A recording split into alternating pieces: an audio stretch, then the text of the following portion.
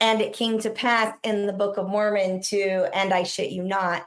And we thought that was really funny, but we wanted to kind of pull that into our topic today with the I shit you not. And so we are going to start with a little story and a meme. And then Mason, you're going to do yours. And we're going to go from there. So ladies before gentlemen, because I said so today. I think it's my 25-year high school reunion. I'm not even sure if it's the 25 or 20. It just might be. So the high 25. school. The one that's happening this year? Yeah, Yeah, it 25. is 25. Okay, so I was supposed to graduate from high school in 1999. I actually graduated in 1998. And this year is the celebration of the high school I went to. It's their 100-year anniversary. And so what they're doing in Snowflake, Arizona for Snowflake High School is they are celebrating 100 years of Snowflake High School. And every graduating class that is still doing their high school reunions is invited to join in the 100 years of Snowflake High School celebration with their families and spouses. And so things like my graduating class has rented a classroom at the high school. So we're going to get together with snacks and whatnot. And then in the evening, they are holding a 100 years of Snowflake High School dance for the adults. And this little thing came out. So Alex, if you can go ahead and pull up that meme, this came out. And one of the things that's really interesting about this flyer or this meme is we don't know if it's legitimate or not. So there's a Facebook discussion going on that's like, hey, is this real? Is this not real? And the I shit you not is the fact that we don't know. Because this is absolutely plausible. Right. It could be accurate. This is plausible. It could be real. And so that's the I shit you not, is it's just kind of funny to me. And of course I got snarky on it, in the comment thing. Anybody that knows me knows that I'm going to get snarky and really sarcastic about this. And I did it in the feed, and that's just who I am. And I'm just being me. And if it's offensive, I don't give a shit. I've hit the point in my life, like maybe I'm 60. I don't care what you think of me. I'm good being me. And if you don't like me, fuck off. That's kind of where I'm at. So for those who are listening and not watching, the meme that we don't know if it's accurate or not says Snowflake High School 100 years celebration dance from 5 to 11 o'clock p.m. at Snowflake High School in the large gym. Concessions will be available. Admission is free. And then it says FSY standards. And FSY is the For Strength of Youth, which is the new name of, I got temple vibes. Woo, your new name. It is the new name of the youth program in the Church of Jesus Christ of Latter-day Saints, aka the Mormon Church. It used to be young men, young women, and they used to do these conferences called EFY, or especially for youth. And then they changed it to For the Strength of Youth so that it matched the standards booklet, which, you know what, I should have grabbed that. It's the standard booklet of all of these rules that are the standards and moral code that the Church of Jesus Christ of Latter-day Saints, aka Mormons, want their youth to live by. And so this is going to talk about your sexual purity stuff, your language purity stuff, which I've already blown out of the water, your drinking and habits, standards for dating, standards for dress, like whatever. And so when they say that this adult dance is supposed to meet the For Strength of Youth standards, meaning no shorts or skirts, no short shorts, no short skirts, but it doesn't really give you a, how much is the length. So is my inseam supposed to be longer than 6 inches or 8 inches? Who the hell knows? It says shirts need to cover the stomach, back, and shoulders. No dress that is inappropriate or extreme. And so the thing that makes me laugh is, number one, this is kind of vague. Okay, so here it is. This is let me get this up here. I don't know. There we go. Yes. For the Strength of Youth pamphlet. This is the pamphlet that the Mormon Church puts out that has the standards, the moral code, and standards for youth. And some of it's good and some of it's stupid. I remember, like, for mine, here's another one. This is the one I grew up with. Yeah, this is the one Mason and I grew up with. So if you're 90s, 80s and 90s baby. I think this is the one you would have had. And they've made the language a lot more generalized and lax. So if you pull up that meme again, it says, inappropriate. Well, what defines inappropriate? And so really it's about showing your skin. And I think the I shit you not is this is an adult dance. Not everybody attending this. I mean, most of the people in Snowflake will probably know, but not everybody attending this is Mormon or LDS. After a statement like that, I can guarantee most people will be. Most people will be what? LDS. Yeah, most of the people in so when I was growing up in Snowflake, it was like 82% of the community was Orthodox, or what we would say active LDS, meaning attending church at least once a month, I believe was the standard even back then. I mean, it's a very little Mormon bubble community.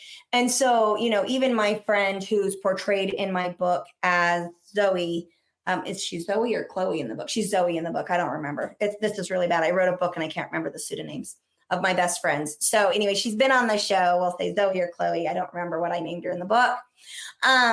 So anyway, but she knew what this meant because she has been living in that area forever. And so anyway, one of the things that Zoe, thank you, Alex said her name is Zoe in the book. I appreciate that. I know her by her real name, not her pseudonym. Back here and grab the book. Yeah, go for it. She was familiar with what FSY standards meant because in that community, the youth dances they put on all have these standards. Our youth are not allowed to show their skin. So I've got a friend from high school. He was a trumpet player. I believe he was a year older than me. He may have been 2 years older than me, but I think he was a year older than me, was like, hey, what about my wife? She's hot. She's tatted. I want her to be able to show off her shoulders so y'all are jealous. Like there's some really funny things like, can I wear sandals because my big toe is my best feature? But just kind of the end, I shit you not, is somebody actually trying to police this community? And so Mason, I'm going to turn the time over for you so you can kind of comment on the irony of this. And then I'm going to share my response, which is rude. I'm going to let you know right now, my response is sarcastic and rude because I think it's funny.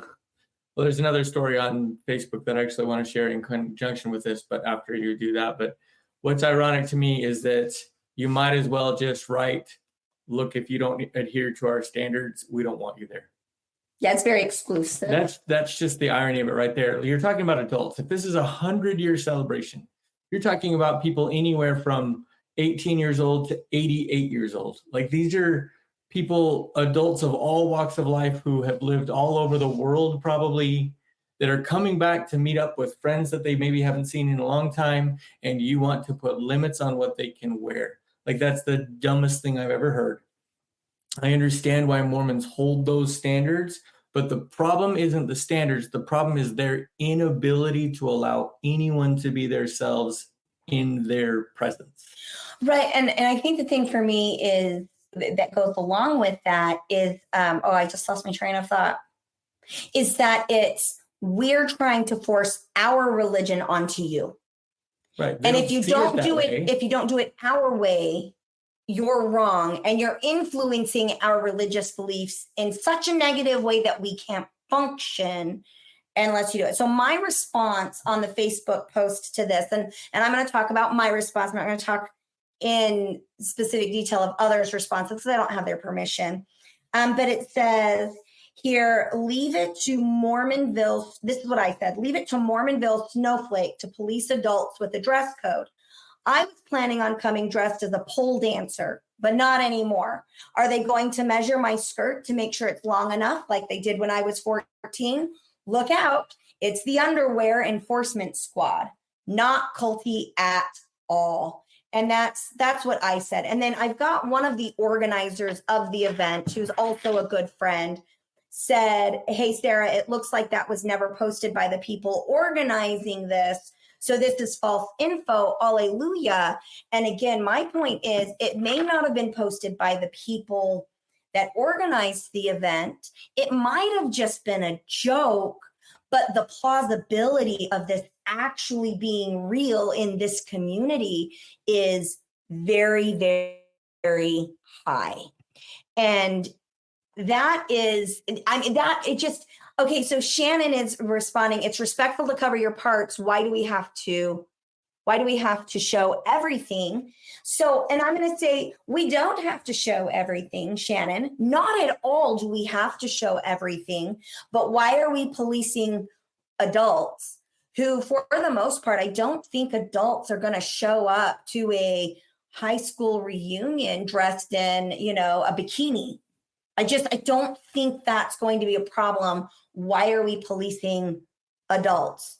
And adults that grew up in this culture, that grew up in this community, who already understand the cultural values. The issue is we don't need a dress code for adults for a celebration of their high school. I mean, how many other high schools in the country are saying that? So also, let me just give my opinion of that statement. That's a little bit inflammatory in that, why do we have to show everything? Nobody ever talked about showing everything. It's a extremist way of looking at it. Nobody's talking about showing everything. Nobody. What we're talking about is they have standards about what they will or will not allow you to show. That's not their place. It's not. Yeah, it's a false equivalency. That's not what's going on. What they're saying is, we don't want you to show these things. And I agree, Shannon, that adults should set the example, but what example? Who sets the standard? Some people don't give a damn what they wear, and other people seem to give a damn way too much about what is worn. Mason said a bad word. Well, this is the I shit you not sort of thing, right? This is somebody setting out a standard as if it's acceptable without stepping back and saying, but is it? It's acceptable to me. If it's my standard and that's what I want, fine. I don't have any issues with somebody not wearing low-cut shirts or not wearing short shorts or whatever. I don't have any issues with that. I have a real issue with you telling me I can't. Right. Well, and again, I don't think most adults are going to come out with their boobs hanging out or their Daisy Dukes. Like, I don't think that's going to be a problem. And even, well, number one, I don't think it's a problem. But even if somebody showed up in that, it's not my job to tell them what to wear. And so the adults that feel like they need to set an example can do so by coming dressed in what makes them comfortable. And the adults that are more comfortable in shorter shorts or a shorter skirt or their shoulders coming out, like, right, here we go. Here's my porny shoulder.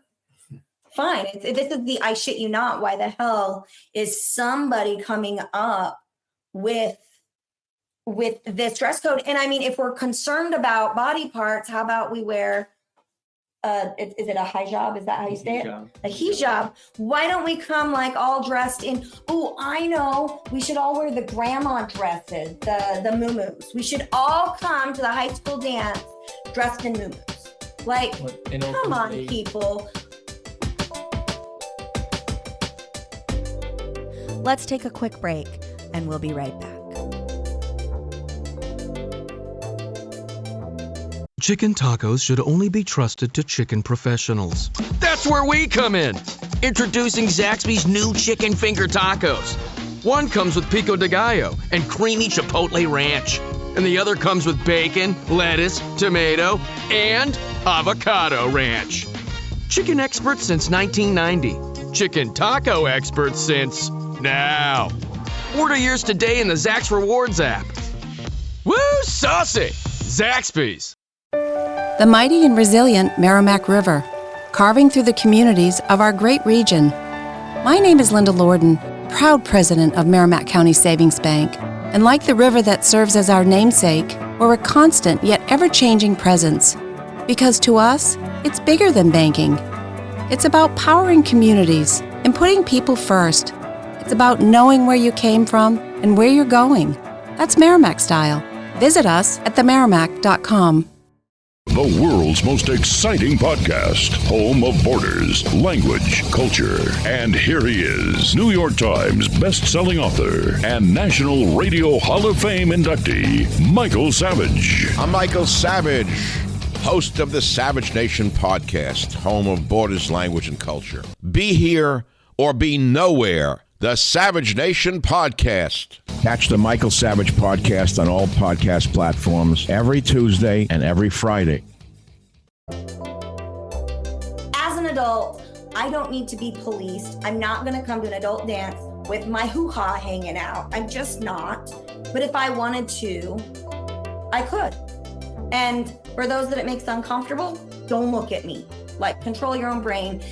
In my opinion, this is super culty. This is an organization telling me and trying to control my dress and my level of comfort for something. I don't think we need it. And gratefully, like I said, one of the organizers says this did not come from the organizers of the event. And I'm so grateful that it didn't come from the organizers of the event. Where did it come from? And even as a joke, totally plausible in this community, which is why it's problematic. Well, then Go ahead. go to any community in the United States or maybe the world. I don't know. Like, you go to a Muslim community, would they set standards like this? Absolutely.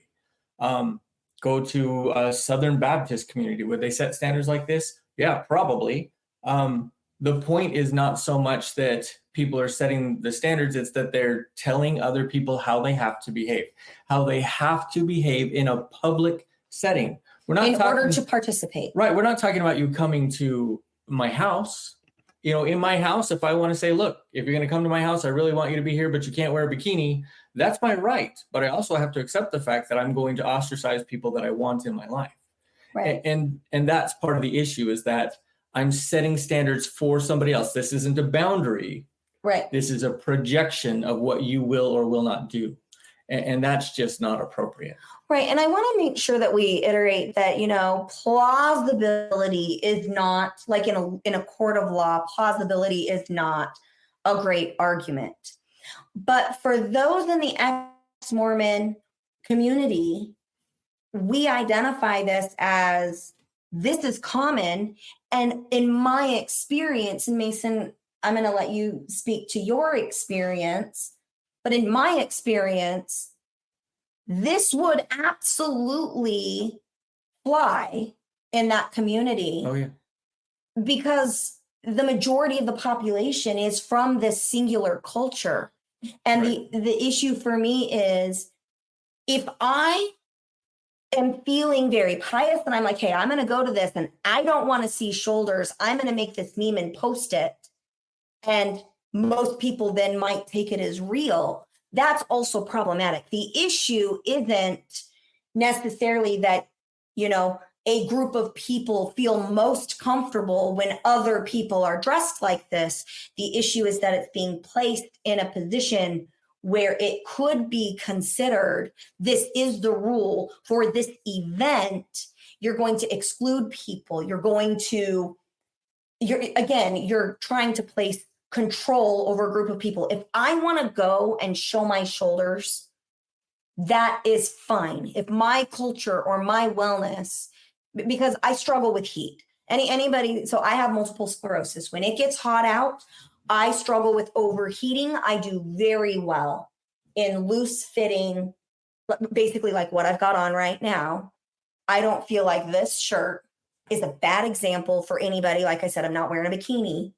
But this is for my health and wellness, because when I overheat, my temperature, I can't cool down on my own. If this was real, I wouldn't go. For me, the issue, And not because I'm making a modesty statement, but because, it would be a health issue for you. right, for me, it's a health issue. You're in a great big gym with who knows how many people at a dance. I need to wear something where the breeze gets to my armpits and my stomach so that I can literally cool off so I don't pass out and have a seizure or something. And our producer here is saying, you know what, this was the rule almost verbatim at his Catholic school. Again, if this was a religious dance, fine. It matches your religious standards, but this isn't, it's public.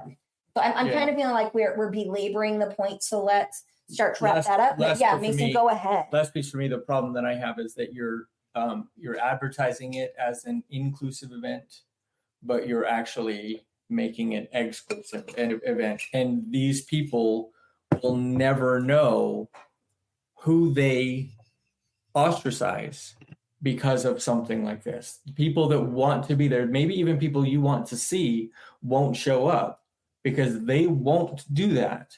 And you'll never know. You'll never know that they didn't come. You'll never know why they didn't come. You'll just know that they weren't there, even if you even pay attention to the fact that they weren't there. That's I do want to end this topic once again with, from one of the organizers of the event, this is not legitimate. If it was done as a joke or as some other malicious intent, it is harming the people who are seeing this, in the sense of my level of comfort coming to something that is a part of who I am, to celebrate my heritage, may be excluded. And it's that demonstration of trying to control. And Shannon, you say it goes both ways, but I'm not necessarily certain what you're referring to. Yeah, can you clarify a little bit? Yeah. All right. And that's our sister-in-law, by the way. So one of the things, I just want to put this out here. Shannon, I love you.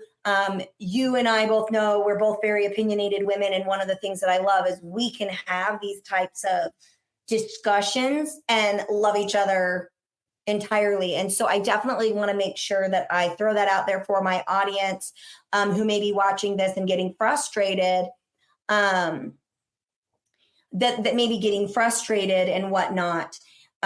Shannon and I do this on the regular, and we are still very close. We're very good friends, and we respect each other entirely. So I one of the reasons why I want our audience to see this discussion and this, disagreement on a point or the differing opinions is because I want to be able to set that example that you can disagree and still have a positive relationship. So Shannon, I love you. Thank you for that. Shannon says it goes both ways, as you're going to ostracize people that don't want to see people just dressed, I'm going to say dressed instead of just. So dressed scandalously. And I would say, Shannon, can you clarify what about that dress code do you feel is scandalous? Because I don't think my back is very scandalous. I mean, how low cut becomes scandalous, shorts, like describe scandalous for you. And I would say that in a public setting, we're not saying if you don't like the way I look, don't come.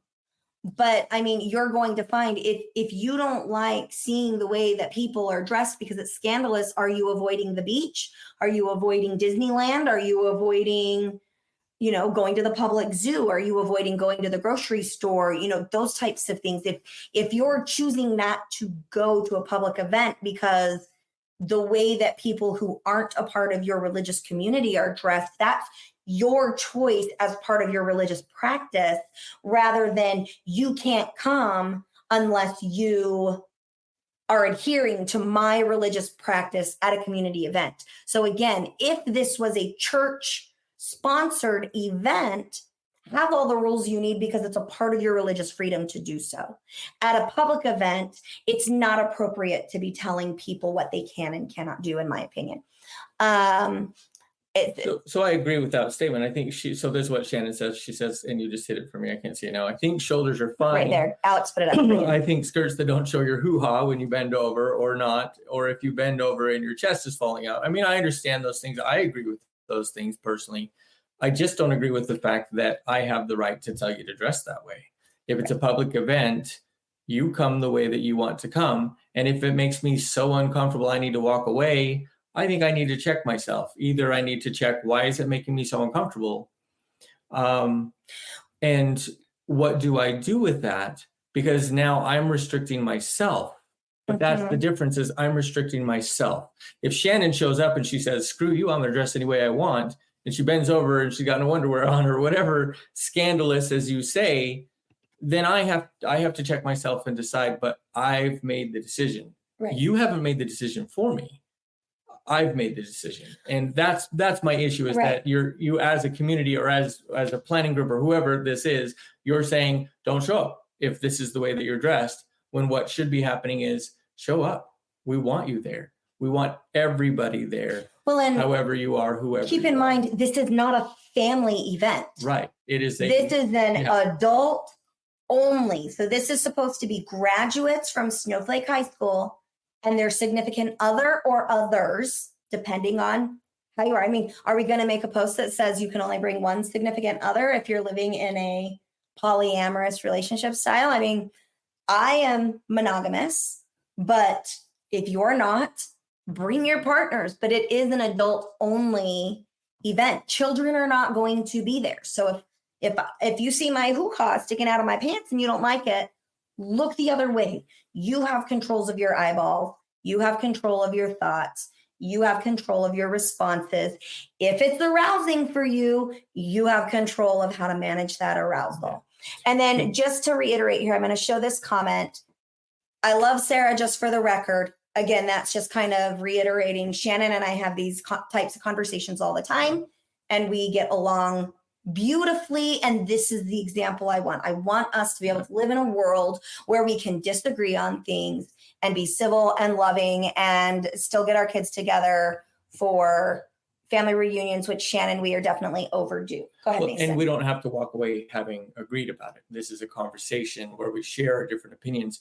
Can I take it from this bigger, broader, big reunion event and pull it down to a more personal thing? I just want to tell this story off of Facebook real quick because I think it's helpful on this idea, and then maybe we can move on. But yeah.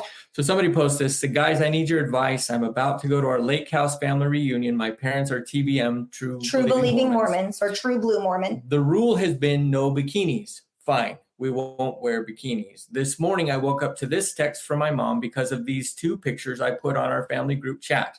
I'm too emotionally tied up in it to see it logically. I'd love your thoughts. Let me show you the pictures. So do we have faces taken out? I don't think you can see anything that's important there, but just a quick little look at just the dressing. One's in a bikini, one's in a midriff. Okay. And sleeveless. Right. And so then she says, so this is the text she got from her mom. Good morning, name. I need some advice. The pictures you sent from Puerto Rico perfectly depict exactly how we hope the daughter and all the girls will not dress while at the lake house. How do I let your daughters know that we would like them to wear a bra underneath their shirts? We'd like to avoid another incident like that occurred 2 years ago that to this day has lasting damaging effects on family relationships. So my titties can damage your relationship. I mean, if they're in your mouth, somebody's mouth maybe, but not. That's the problem. That's the concern for me, is that 2 years ago, something similar to this happened. It sounds like this daughter wore something that they didn't like, and it has, in her opinion, been a topic of conversation for an extended period of time. Damaged their relationship for 2 years now over something that she wore. And my guess is she didn't show up naked.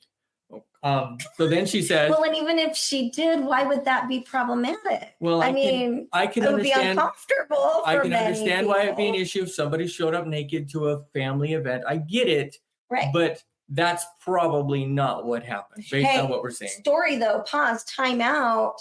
I remember as a kid at a family reunion, my mom and all my aunts went skinny dipping. And it was like, okay, guys, you have to go to bed. Like the little kids have to go to bed. You're not allowed out. Daddies and uncles, you're policing things and shutting the blinds. And my mom, I don't think my mom got naked, but her sisters did. And they all jumped in the lake in the Adirondack Mountains and had a fabulous time. It's okay. So the next nudity's not bad. So the next part of this is then this grandmother, I guess, says, should I message your girls personally? Oh. Or is this something that would be better handled by you? Thanks for your help. Love, Mom. Right. So then the picture's there and... Well, and looking, I just want to reiterate for those who are not watching this on the video, the outfits were very common things that you would see worn in a tropical climate like Puerto Rico. We're talking about like a maxi skirt, a shirt that's a couple inches above the waistline and shoulders. Like there was no boob falling out. And even if there was, why are boobs so Their breasts bad. They're just Right. boobs. And the problem here is that Right. July in Puerto Rico. Right.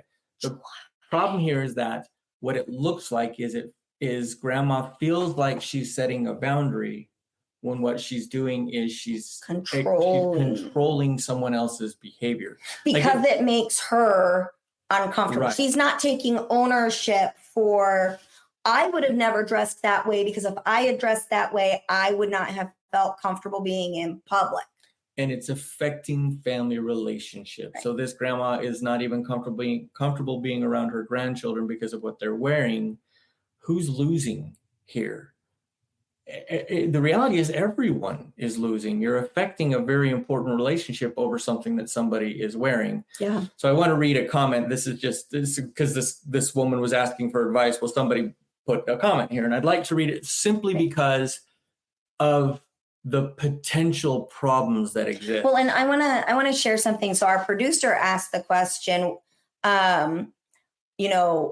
why do you think modesty should be the standard? Why is it about how we're dressing? Why is that the standard? What if hedonism was the standard? What if, alcoholism was the standard? What if who sets the line? Who sets that who draws line? The lines? And how does at an adult thing, shoulders, backs, cleavage, thighs, how does that harm anybody? So Go ahead. I shit you not moments, right? Right, I Somebody shit you not. actually said this.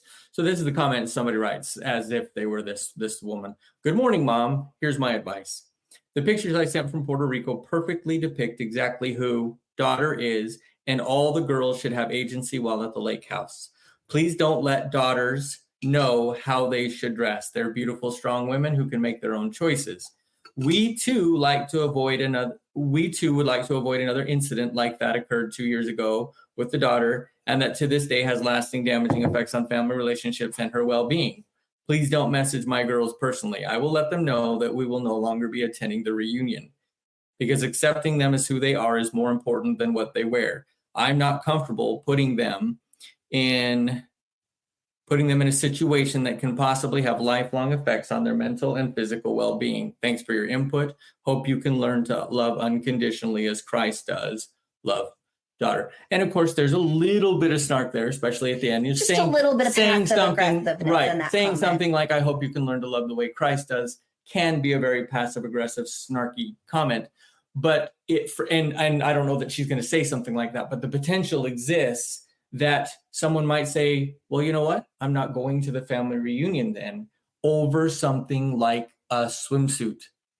And I understand that some people have those strong standards about that, but the problem is oftentimes we have those standards. They don't recognize the people that they're pushing away. And if they did, they might change what they're doing. Right. Because having the granddaughter with me is far more important than the fact that I can see her belly button.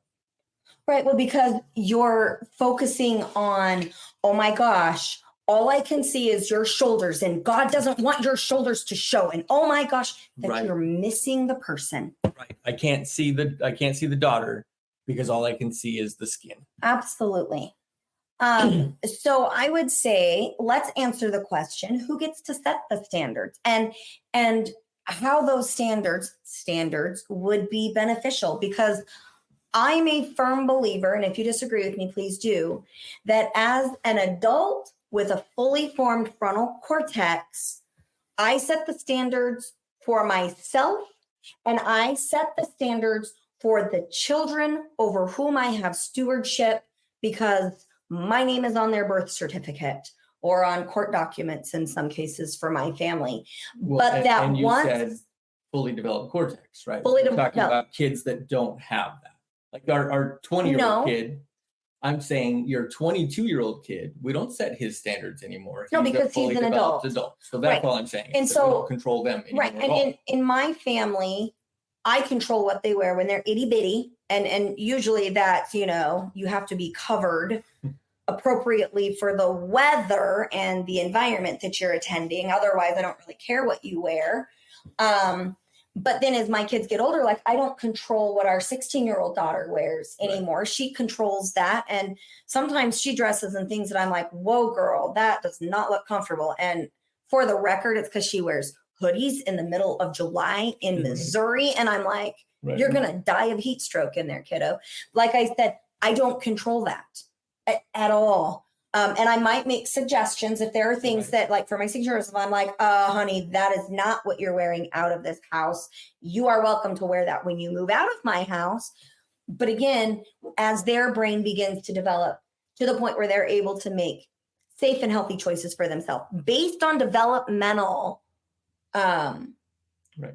developmental markers, not religious markers, because my opportunity to teach my children core values and whatnot, that happens, between like birth and like 14, and then you start to hit those teenage years, and that's where kids are testing the limits and figuring it out for themselves. I'm here as a guide. I'm here to set boundaries. I'm not here to control. Okay. Anybody who tries to control their teenagers is going to experience probably very rebellious teenagers, probably. Well, and that's where you need to understand developmental psychology and that kind of thing. Right. What impact are your choices in the way that you're talking to them about those kind of things? What impact are you going to have?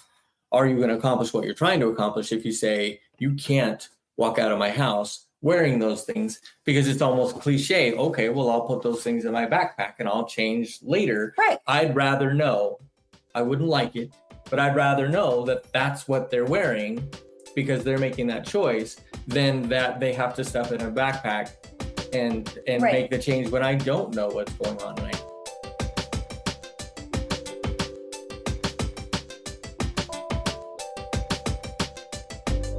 You can buy Trauma Bonded, a true story of navigating attachments forged in complex PTSD by me anywhere books are sold, including Audible. Chicken tacos should only be trusted to chicken professionals. That's where we come in. Introducing Zaxby's new chicken finger tacos. One comes with pico de gallo and creamy chipotle ranch.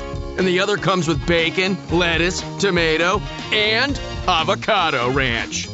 Chicken experts since 1990. Chicken taco experts since now. Order yours today in the Zax Rewards app. Woo, saucy! Zaxby's. So, Right. So I'm what do actually I gonna want? I'm actually as a going to parent? reach out. Hey, Julia, welcome to the show today. I know that Julia saw this post in the forum. Julia, did you think that post was a real standard? So I've heard from one of the organizers. Yeah. So Julia, I've heard from one of the organizers that said this did not come from the organizers of the reunion. But Julia, when you saw that, did you think it was real? And if so, why? And then while Julia responds, I'm going to give her a second. Shannon, you asked the question, so where do your values come from? And I want to kind of speak to this. I think that one of the things that religion gets wrong is that values come from and standards come only from God. And if you look at the atheist community, one of the most generous people I have ever known in my entire life is my biological grandfather on my father's side of the family. One of the most generous men I've ever met. He was atheist, fully atheist. He was the kindest person in the sense of helping people financially. He offered jobs in his very successful business. He was a difficult man emotionally. I actually wonder sometimes if he may have been on the autism spectrum, but he had values. He had financial prowess. He was very good with his money. He was a good man. I felt welcome in his home. Sometimes I was confused with how he would respond to things. Again, I'm pretty certain he may have been on the autism spectrum. Standards and values, I believe, and please note that I'm speaking from a place of belief, come from our need to survive and coexist in communities. And as you're in a community, the standards and the rules and the structure come as you coexist with other people. And that comes and exists in environments where there is a religious belief or a mythological value systems. So, you think Greek mythology and those, like when I'm saying myth, I'm not talking about religion. I'm talking about things that we like, Aesop's fables and Greek mythology, which was a religion at some point. The values and standards come from how we're coexisting within our communities. And so I love what my producer is messaging me, which is values are cultural norms used to keep peace and order based on geographical location and distance to other people. And I agree with your statement, Alex, 100%, in the sense of certain values and morals shift based on where you are in the world. If you look at societies that are topless, there's no problems with showing your breasts. Like, you go to these societies and it's kind of goofy that it's not. Mason, I'm going to have you comment on that, and then I'm going to show Julia's response because well, my thought on that statement is, then where do your values come from? I think that's a terrific conversation to have. Where do your values come from? Where can they come from? It can be a long conversation. It can be very valuable. But when it comes to setting standards in a community, who makes the call, and what does it matter where the values come from? It almost feels like when you ask the question, well, where do your values come from? It's another controlling statement. For me, it feels that way. And I know it's not always that way. I'm going to disagree with that, and I'll explain why in a minute. I don't even know that that's what Shannon's doing. I don't think it is. No. For me, it feels a lot like, well, then where do your values come from? It feels like a statement of trying to corral someone into the way that you believe about something. And I think it's dangerous, like in this public forum, or even in the private forum that I just shared. Well, it's almost like saying, well, then you don't have values, which just isn't true. You don't have my values, so you must not have any values. And that's just ostracizing, and it's not true. Right. Well, and I'm going to say, Mason, I disagree with you. I don't think that. I'm out of here. Get out of here. Fuck off. Okay. He's gone. Bye. I'm in control. You were in control before. Damn it. Okay. Mason's pretend You're always in control. I'm going to say this. I'm going to quote Clinton Anderson, who is a horse trainer with a lot of intense emotions about how he trains horses. But he says frustration begins where knowledge ends. And so I think that one of the reasons why the question that Shannon had asked, where did it come from? Okay, so Shannon had asked, so where do values come from? And I'm going to say that, Mason, the reason I think that might feel like a controlling statement is because sometimes we're going to say, I don't know. I'm going to say that I grew up in a Mormon culture, and that culture, that community absolutely shaped my morals, values, and standards today. Without question. But when I then study other cultures and I visit other cultures, in Hawaii before modernization, they wore grass skirts and they wore very little to cover certain body parts. In African societies, they're topless. In other societies, I know that many societies in France and Europe are naked. And it's the norm. And it's like, when we look at crime against bodies, the statistics are pretty much very similar. And in fact, what we're seeing is that in super, super strict societies that control every detail, like how you dress and how you talk and how you do these things, they actually have a higher rate of aggressive or violent crime than societies that are looser about dress. And that's the studies that we see. And if you want those, shoot me an email at daisygirlcommunications@gmail.com and I can send that to you. I wasn't expecting to talk about that. I'm going to have to find it and see if we can put it in the show notes. And I'm really good at forgetting to do that. So if you want the references for that, please reach out to us and I can send that to you. That we see more violent crime or sexual crime in societies that have very strict moral modesty codes. And when I say moral, I'm talking about religious moral. We see that, especially in high demand religious societies, we see a lot more sexual crime against victims and whatnot versus societies that are much looser.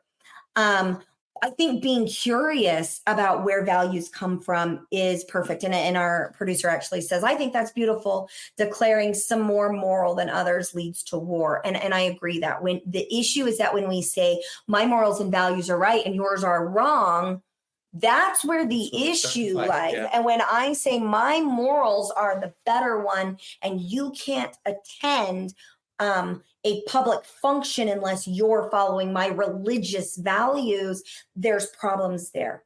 All right, so let's take a look at what Julia said. So we had asked Julia, did you think that it was real?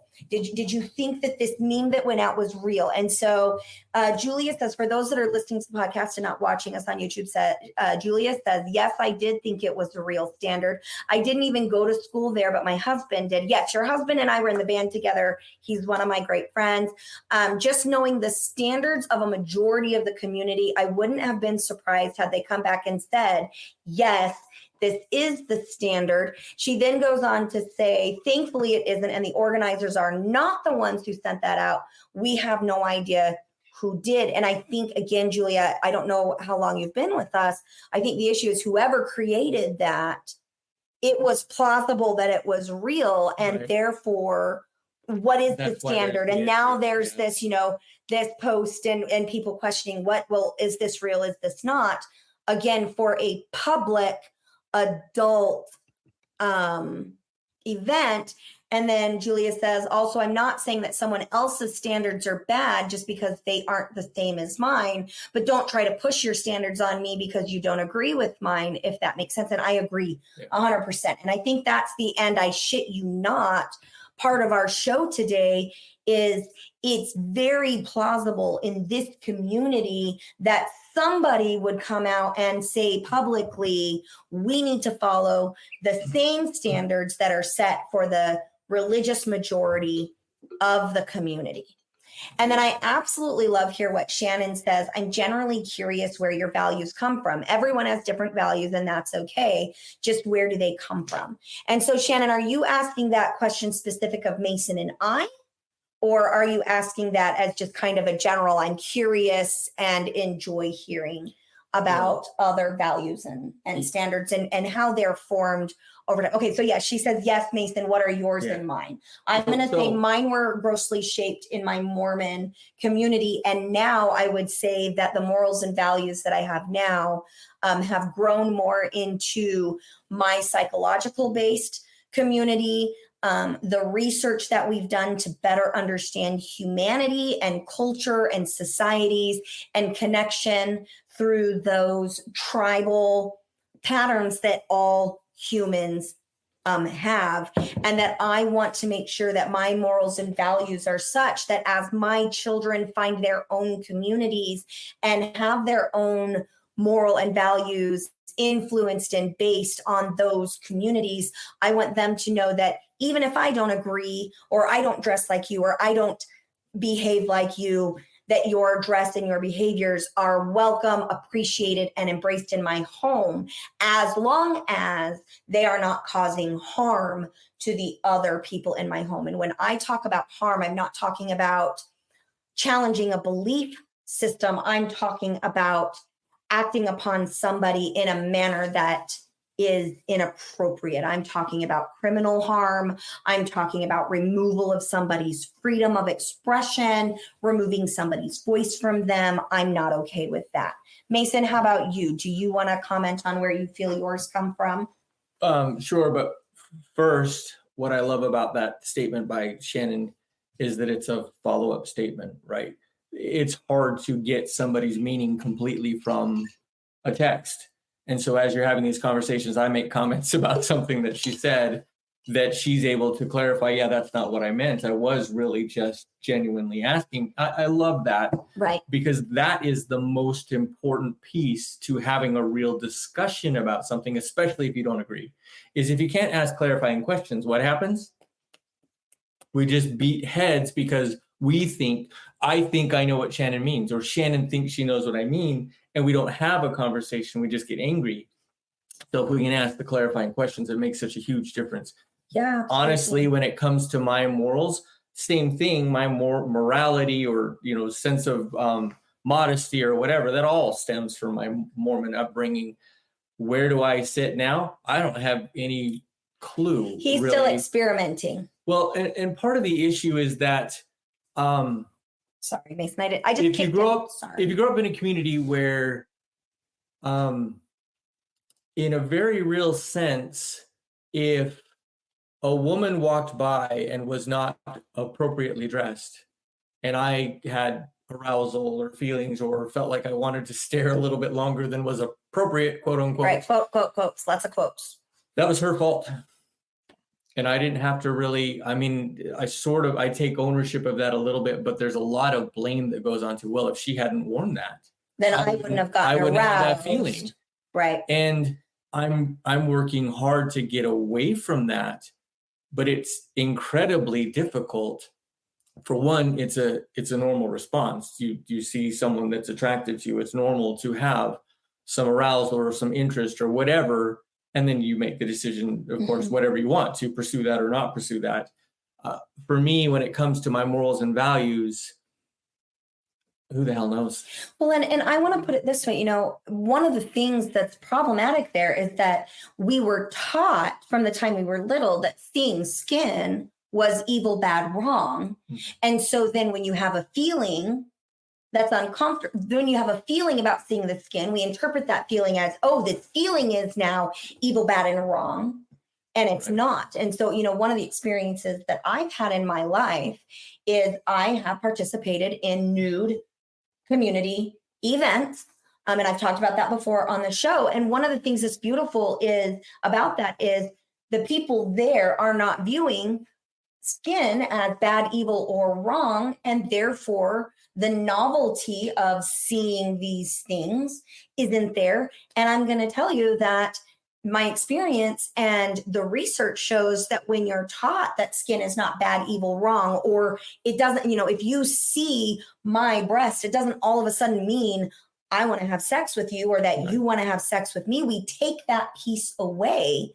Men are not walking around with boners touching everybody like that. It's just not what happens. It's or feeling guilt because that's right. And we have this mixed message in that a woman, we're going to fight all day long about, can a woman nurse in public without a cover on? And oh my goodness, this poor baby is covered in a blanket in the heat because some, dudes can't manage watching nature happen in front of them. We argue about this. And then you go to other societies where women are topless and toddlers are sucking on their nipples while they're, shucking the corn or snapping peas on the side. It's just a part of life and they have a different response. Like we've got to really begin to challenge, where does this belief system come from? I love what my producer sent us here in the private chat. He says there has to be room for the experimental once you see how it applies to real world situations all over the world. So experiential. I'm sorry, experiential. Yeah. Right. There has to be room for the experiential once you see how it applies to real world situations all over the world.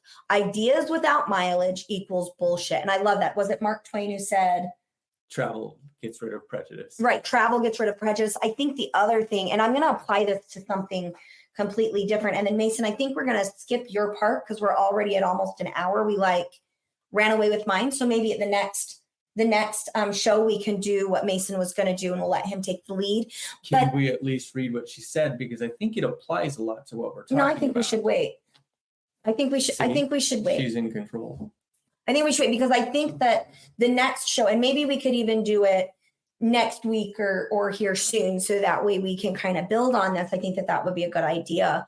But one of the things that really stuck out to me is, I grew up, quote unquote, poor. My father was a teacher. He had to work. Oh goodness. I think my dad worked anywhere from 3 to 4 jobs in the year. Like he had at least 2 jobs during the school year. No, he worked 3 jobs. He was a referee. He was a teacher. And then in the summers, he worked at a truss company in Snowflake, Arizona, building trusses and delivering trusses for a company for us to make ends meet. And I grew up for a really long time going, we were so poor. We were so poor. We didn't have name brand clothes. And we ate, simple food. And my mom cooked everything from scratch. And we never went out to restaurants. Oh my God, we were so poor. And then Mason and I had the opportunity to travel to Belize. Absolutely beautiful country in the tropics just south of the Yucatan in Mexico. Hot as hell. Holy fucking crap, hot as hell. And people were living. Language. Oops. People were living in tin shacks, like literally lean-tos, no utilities, no fresh water coming in, goats and animals everywhere. And I no longer felt like I grew up poor. I was very privileged. My dad was a teacher and I was privileged. And then I started to feel really ashamed of our 4,000 square foot home. That I feel most comfortable in because my special needs kids can get away from each other. So, it's like perception is huge, and mileage destroys prejudice and it opens our eyes. It really does. It's that experience stuff. And Shannon, you say, thank you for your honesty. I never had these experiences in my upbringing in church, it seems, or could be wrong. There is a lot of shame associated with this religion. I think there's a lot of shame associated with most religions. And it's a matter of digging into that to understand where that shame is coming from so that you can open your eyes. But you also have to do that in your own readiness and time zone, because if I push you into it, it's not helpful. Go ahead, Mason. I love that statement, because what you basically said, Shannon, is that your experience was different than our experience is different than their experiences is different than their experiences. One of the things I love about this podcast and the form that we've tried to communicate or to create, especially with the live shows, is the ability for us to share experiences. We grew up Mormon, to both of us, and your experience was different than my experience. Part of that because you have a vagina and I have a penis, right? But there's other things as well. Your experience is different than my experience. And if we can't talk about it, we can't understand what kind of things go on. My guess would be 80% of the people who actually would have gotten that message about this event didn't affect them negatively in one way or the other. We're like, yeah, everybody was planning on doing that. That's great. Cool. We won't see short shorts there. But it's the other people that have a different experience that we're not allowing into our lives. We're not able to be empathetic and go, oh, well, what about George? He wouldn't want to dress that way. Or what about Susan? She's not going to be comfortable like that. What about Sarah, who can't be out in the heat? I need armpits exposed. We have to be empathetic, but we can't do that if we don't allow for the possibility that someone else's experience is different than ours and still valid. Well, and I think it's important to recognize that there were those comments. Like, people are like, sounds great to me. I have no issue with this. Right. And then what Julia says in response to, posting, oops, sorry, Alex, I took it away. Can you put it back up, Alex? That's my fault. Julia says, I think that was the problem with the post. Is that some people got offended and thought that, so Julia, I think you did share that post. I don't remember. I'd have to go back and look. So Julia reshares it. And she goes, some people got really super offended and thought that we were just trying to start an issue. And in fact, we were just being curious. We were just trying to find out if it was true or not. It wasn't something we made up. It wasn't a prank or anything. Again, because of the majority of the community, we thought that it was absolutely plausible that this was sent out. Hence the reason Billy, who is our friend Billy Martin, played the trumpet, that's a year or two older than me, said he would just ask in the group. And so again, that's where that, frustration comes in when there's no knowledge, but it also comes in when, that we talk about that persecutory complex of, if you're asking a question and you're being generally curious, but it goes against that religious belief, then we end up in this place of offense of, this is the Mormon standard and whatever. And then you end up in this stupid argument. I shit you not. This is a real thing going on Facebook right now. Out of people who grew up together, like we're all back in high school again all of a sudden. And I shit you not, they really did measure my shorts to make sure that my inches from my knee to where the short ended was appropriate. And I never had a problem with it because, y'all, I'm a short little girl. And my tall friend who had the same length inseam, it was a problem for her. Like, it's just, Well, But So, there anyway- again, we just assume that we understand. Right, there's an Somebody assumption. posts something like that, we assume that they're trying to get a rise out of people or whatever. Right, rather than genuine instead of us being curiosity. curious and saying, "Hey, how come you're posting this?" Well, I'm posting it because I really want to know what's going on here, and blah blah blah. Right. And I think that that's where that defensiveness over religion really causes communication differences, because when you push against the religion, it's like, oh, you're an apostate, you're harming us, versus, hey, is this real or is this fake? Right. And Why is this such an issue for some people? Right. What's going on here? What's the big deal? I don't see the big deal. What's the big deal from you? And then you can explain it. You can talk about it and say, well, this is why it bothers me. So it's kind of like what we're doing well, today. and Julia's right. Like she's saying, she has people coming at her in this post as if she was the original poster, as if she was the one that created the meme. Right. And, and it was really, I loved Billy's response, Julia. What a great way to support you about how hot you are and, your beautiful artwork on your body. And this is why I was like, oh my gosh, I was planning on coming dressed as a pole dancer. But now I won't, because, the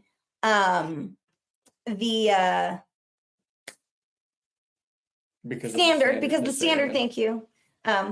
Squirrel, because the standard was such. So yes, Julia, I agree with you. It was super sweet of him. So anyway, we are now running over time, and I really want to respect the time of the people behind the scenes that are making this show possible. I also feel, again, like we've had a really great discussion today. So thank you so much to everybody that has joined us today. One more time, though, I want to make sure that you guys are aware of the vote. My new show that is specific to mental health only. We won't be talking about religion. The Thursday show, we need to know which logo y'all like better. Do you like this one, bold and orange, for the Thursday show, Unpacking with Sarah? Or do you prefer the soft and pink one for that show? We will be taking mental health interventions that I teach clients every day in clinic. We are going to take these, we're going to make them available to the general public. We're going to take theory and ideas into practice. How can I take the wisdom of somebody like Brene Brown or Gabor Mate and pull that in and really enhance and become the person I want to become? That's what our focus is at Unpacking with Sarah. Thursday mornings at 9, I will always have a coffee with me in that show, because at 9 o'clock in the morning, I'm sipping my coffee because I'm no longer Mormon. So I don't mind being a sinner and going to hell for the beautiful caffeinated beverage. Julia, it was great to see you. I think you're new to our show, and we absolutely loved having you. Hope you can join us later. And everybody else, yes, Shannon, great to have you here. Thank you to have you here and see you again. It really adds to the show to have people and Michael, comment and just yes. So as we grow, please share our show, click like, click subscribe. It really helps our visibility. Thank you so much. And as always, if you are in mental health crisis, please remember 988 is there for you to text and call. I've used it before. They really helped me work through a moment where me, as a mental health counselor who knows all the answers and knows all the things you're supposed to say to somebody in crisis, still needed this when I was in crisis. Because remember, when you're in crisis, when you are mental health overwhelmed, your frontal cortex turns off and thinking clearly just becomes very difficult and oftentimes impossible. So please, if you're in crisis, use that. If you'd like to throw us a couple bucks and support the show and help us pay our staff a livable and industry standard wage, here's our Venmo account. You're welcome to toss us a couple bucks. We'd appreciate it. And as always, we'll see you next time. I shit you not, we're gonna be there. Bye.